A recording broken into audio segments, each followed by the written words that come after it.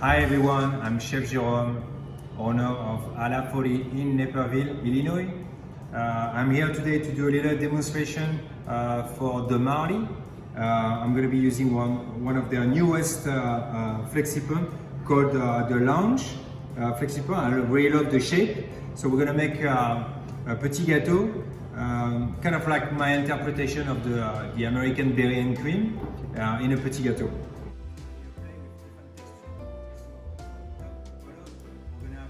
Whipped white chocolate ganache. We're gonna have a nice Cassis Glaze, underneath a vanilla mascarpone emulsion, Cassis raspberry insert, very soft lemon sponge, and a lemon sable on the bottom. We're gonna make now the raspberry Cassis insert or Compote. Okay, here we have the raspberry and Cassis puree. Here we have the NH pectin and sugar. So first thing to do, we combine the pectin and the sugar, just like that, with a whisk. And ideally, we incorporate the sugar pectin right away before boiling like the compote, the fruit puree, just to make sure we can dissolve properly the pectin. So it's just melted and cold, and now I'm gonna heat up and I'm gonna simmer everything. So to activate the pectin, you just need to reach like a temperature of 60 degrees Celsius. We're gonna simmer just to be sure. I really like to use pectin for my coffee, compote, compared to gelatin. Just the mouth feeling is more fresh, and also, you know, not everyone is excited to taste like gelatin. Not everyone is against it, but so it's a good option for vegan people or people who cannot eat pork, etc., etc. So again, it's not very difficult. Just make sure you mix the pectin and the sugar and you incorporate that very at the early stage. Like that, you're sure that you dissolve all the pectin and you will not find it afterwards. Okay, so it's slightly boiling. Yep, that's it. We don't want to overcook it. There is no purpose for that. The more you cook the fruit, the more flavor you lose.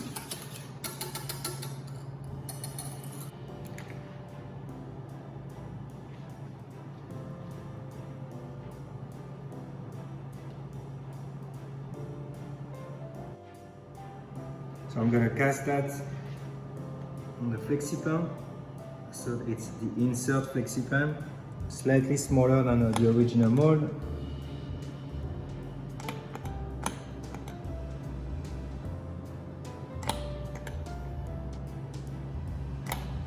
So you can shake the tray like that.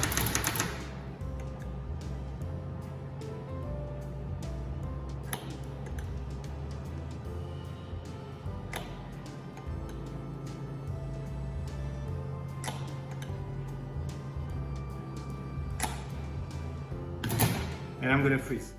So now we're gonna make almond flour, egg flour. Here we have sugar, inverted sugar. Here we have eggs and egg yolks. Here we have egg whites. We have sugar, and here we have melted butter and lemon zest. So we're gonna start with the heaviest part of the sponge because it takes more time to whip. Okay, and I have only one mixer here, so you add the egg mixture. So then we're gonna inverted sugar and sugar, and I mix this a small quantity, so it's a little tricky. So I start mixing by hand a little bit like that, and then I'm gonna whip it.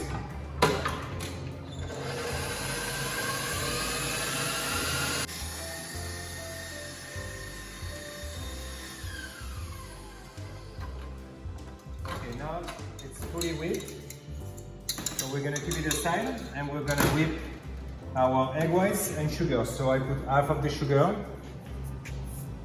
and then I'm gonna whip. When I have a soft, thick texture, I'm gonna add the rest of the sugar and then finish to whip it. So we want the egg whites to be this strong and very firm, okay? But not broken. Okay.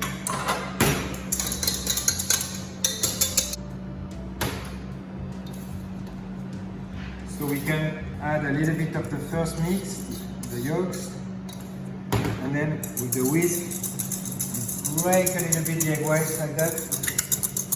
Try to not deflate them, but remove the chunks. And the fat of the yolks are gonna get them smooth. Okay, perfect. So now we incorporate like everything else.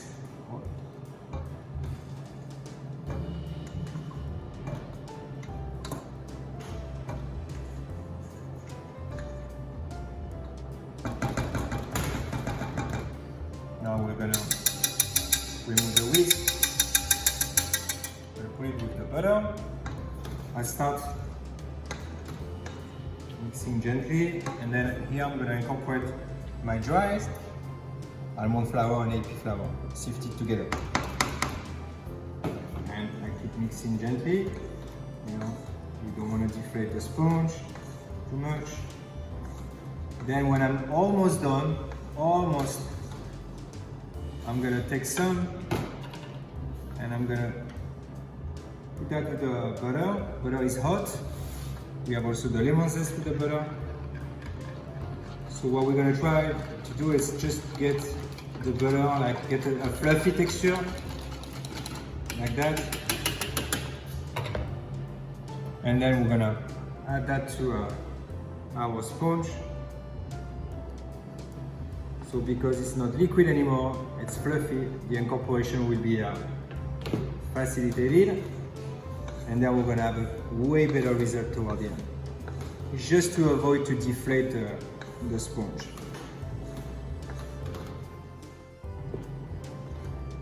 Just try to be efficient, nice, gently. Okay, that's enough. You can see the texture on the sponge. So then I'm gonna cast that sponge on a half Flexipan.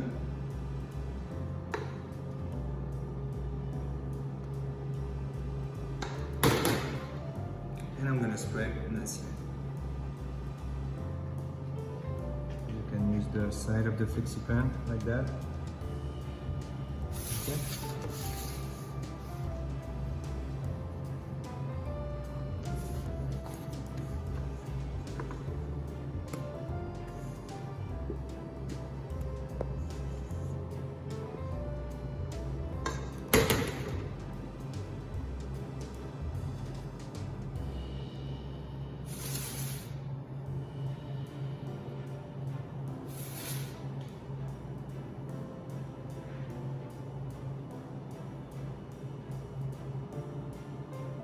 And then we're going to bake it at 200 Celsius for about 9 minutes. That depends of your oven. We are using here a convection oven, so you might have to adjust a little bit depending on the oven you use. Now we're going to work on a mascarpone cream. So it's an anglaise base. So we're going to make the anglaise, then we're going to chill the anglaise, then we're going to combine with the mascarpone and whip it, and you're going to see it. And then we're going to finish just to bring a little bit like lighter type of texture. We're gonna add like a meringue to it. First, let's start with the anglaise. So egg yolks, it's a milk infused with vanilla, and here we have glucose. As you can see, there is no sugar like a typical anglaise. It's just because the glucose are gonna bring elasticity when we whip like the whole cream to avoid that it breaks. And also because we're gonna add the meringue to at the end of the recipe, then we're gonna bring the sweetness with the meringue. So I like to start with the glucose. If you taste it when it's just done, you're gonna feel like it's not sweet enough, but then when you combine everything at the end, it's perfectly well balanced. So here we have the glucose, I'm gonna start heating up. I'm gonna add the infusion.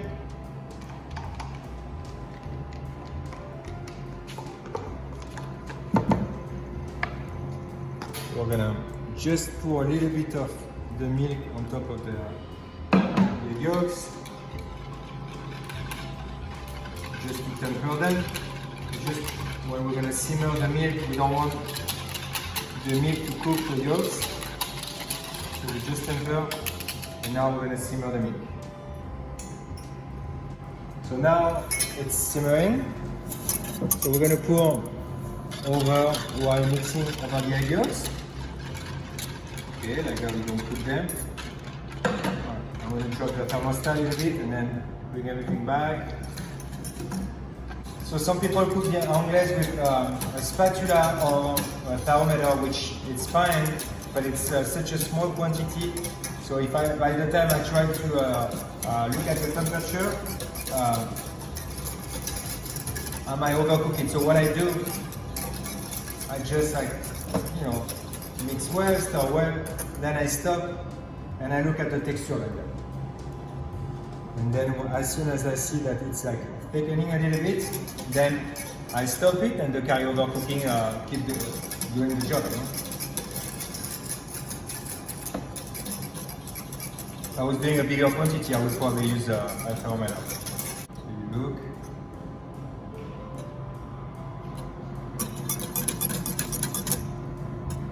You're gonna see it's gonna make like a few small bubbles. So it's very important to cook it enough, huh? To start coagulating like the yolks. If you don't, it's not gonna whip properly. Okay, you can see now it's getting a little slightly thicker. I'm gonna stop and I'm gonna keep stirring, and I'm gonna let the carryover cooking doing the job. Yeah, that's a nice texture. So some people also like strain. I don't like it very much. What I do, I just mix it. And that's faster and gives a nice emulsified texture. Just like that.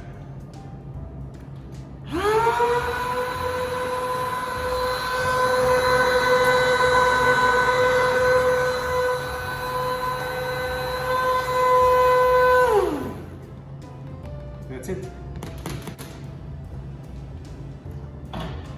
And now I'm gonna plastic wrap in contact, and then I'm gonna chill it as fast as I can. So now we're gonna make the final mascarpone cream. So here we have the anglaise that has maturated overnight. You can see the texture is exactly what we are looking for. Here we have the light meringue made with glucose. You can see it in your recipe. We have the gelatin mass 6 times ratio, so one ratio of gelatin powder, 200 bloom, 6 times cold water. And here we have the mascarpone. The mascarpone is very, very important in this case. You want like a good fatty mascarpone, a good quality. Here I use this brand, which is like very good. You're gonna see. So now what we do, like crème anglaise is cold, out of the fridge, I add the mascarpone.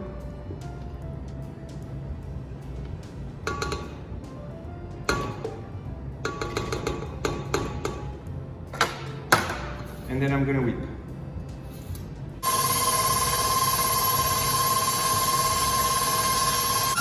So now as you can see that it's nice and well whipped. So we stop. Look at this texture, very nice and creamy. It looks like a muslin type of texture, but with mascarpone. Okay, so here I have the gelatin mass, it's hot. So what I'm gonna do, I'm gonna add a little bit of the cream with the gelatin mass. Mix.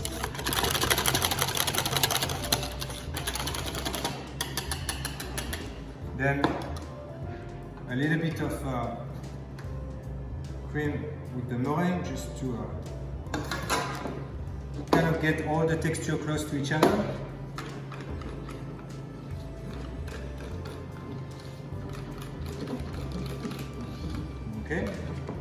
then what I'm going to do, I'm going to bring everything back.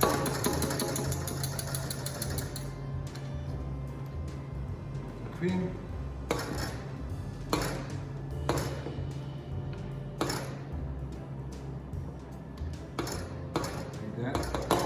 So if for whatever reason you feel like you're too cold here and the gelatin start to set, like now, you just put it back a little bit in the microwave and then you bring it back to the funnel rinse.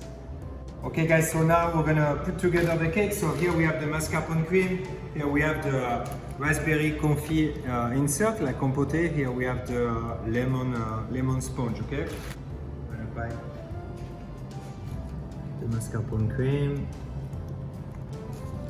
We're only gonna do 6 to go faster. You can use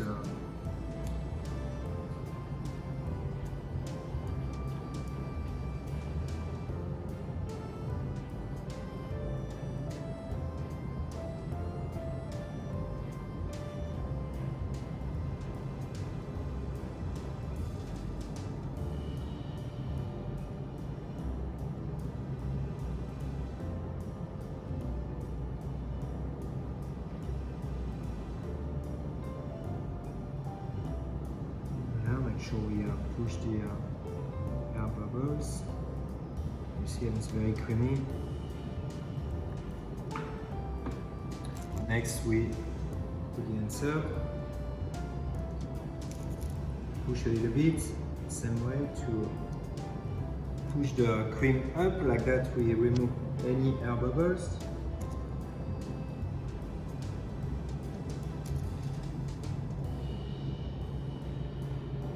By the way, we could also use like this one as an insert, but we also could use that on the top of the cake and glaze afterwards, which is like very pretty as well. I'm going to pipe a little bit of cream.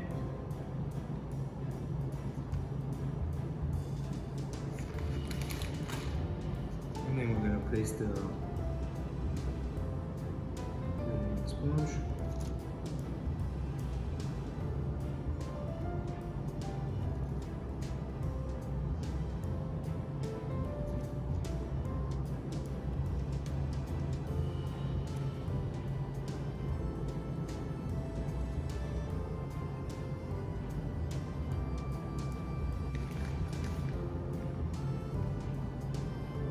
A little bit of cream on the side.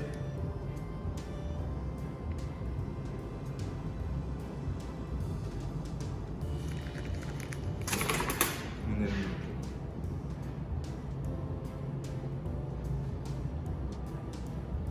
so I don't want to push too much because I like the sponge to be slightly higher than the level of the mold.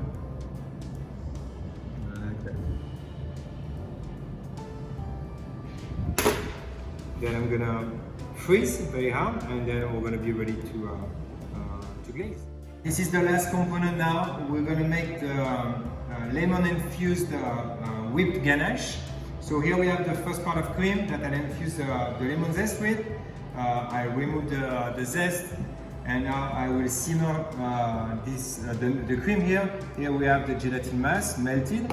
Here we have the last part of cream, the second part of cream, which is cold out of the fridge. And here we have the white chocolate zephyr from cocoa berry.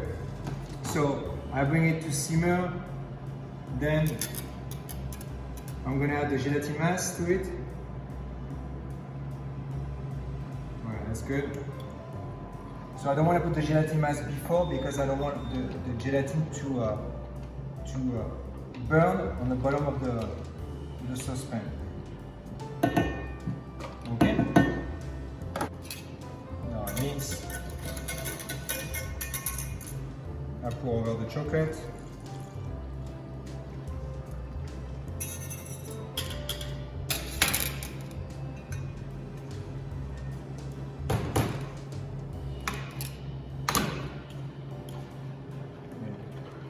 Stir. Make sure everything is perfectly, the chocolate is perfectly melted. Okay. Very easy recipe. Then I will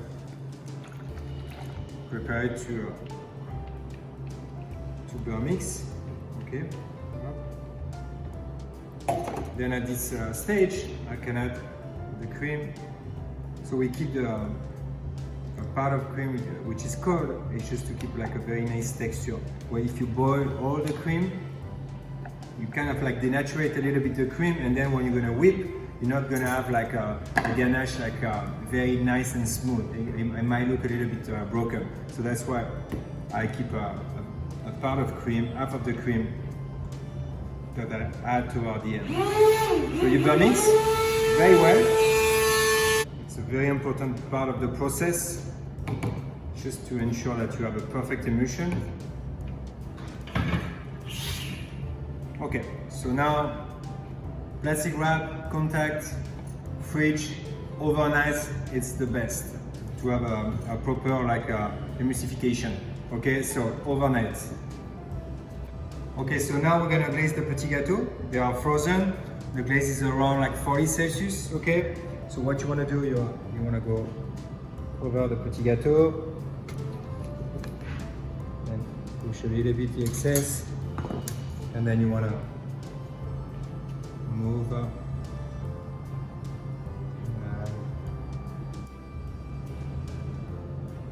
Okay.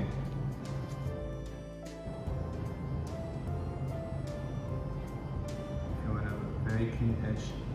It's good to move a little bit to cut. It's a very nice glaze, but it's set very, very fast. Okay, I'm gonna do 2 this time.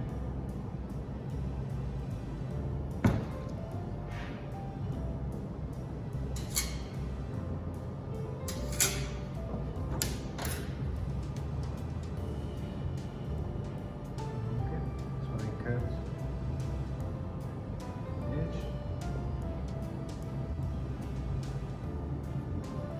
So I can push because I'm gonna pipe on top. Up. So now we're gonna whip the whipped ganache. Okay. So you see the texture. It's set like overnight. So just almost full speed. Pretty bulletproof recipe.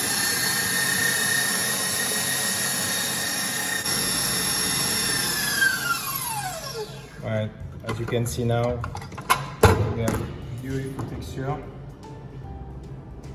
That's perfect for piping. Now we're gonna pipe the whipped ganache.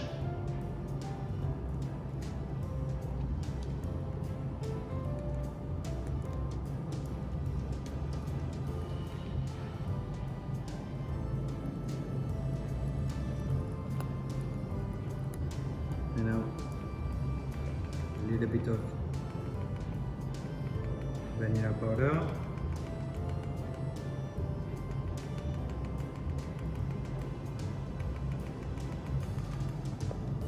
Okay, as you can see a different angle here. So the piping method, you can you can choose whatever you want. It's it won't change like the whole tasting of the cake. So I hope you enjoyed the recipe. This is my interpretation of the berry cream using one of the pretty new mold from De Marly.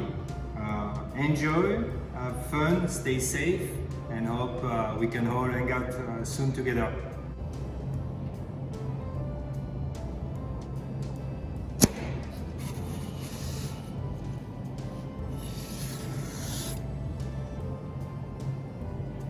Still a little bit frozen, but I just wanted for you to see the cut, and that's going in my mouth.